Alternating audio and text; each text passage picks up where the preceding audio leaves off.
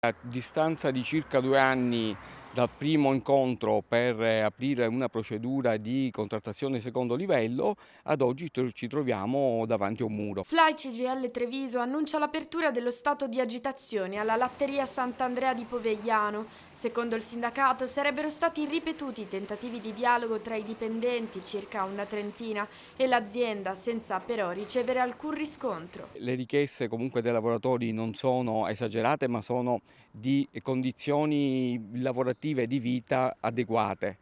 Chiedono il riconoscimento di un buono pasto, chiedono il riconoscimento di un piedilista, chiedono il riconoscimento di poter avere anche quella mezz'ora di pausa retribuita prima di dover riprendere la guida di mezzi che, diciamo a dir poco son complicati. Condizioni di lavoro più dignitose è l'obiettivo della mobilitazione dei lavoratori.